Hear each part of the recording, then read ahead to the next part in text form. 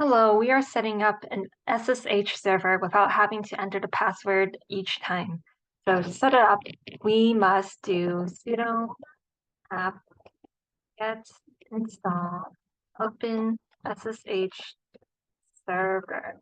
But since I already have it installed on this local machine, I could check if it's running by doing sudo systemctl status sshd.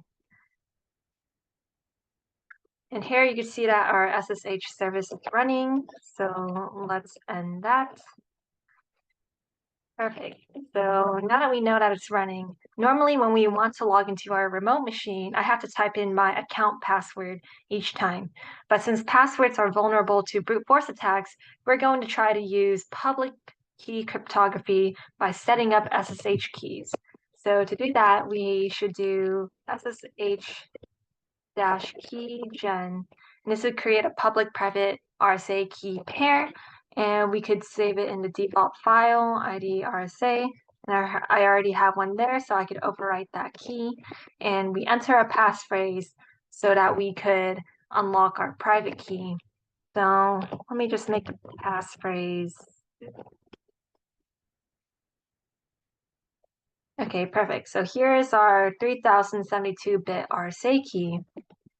And if you see in here, oops, I think I typed that wrong. Yeah, I did. /.ssh.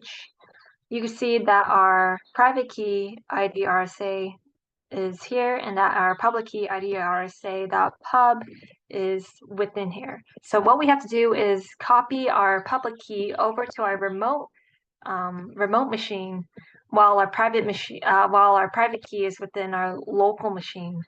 So to do that, we do SSH copy ID with our username at, and this remote machine is 192.168.100.4. Okay, so we copied this key over to the remote machine, and I believe if we do SSH, no, is it /SSH?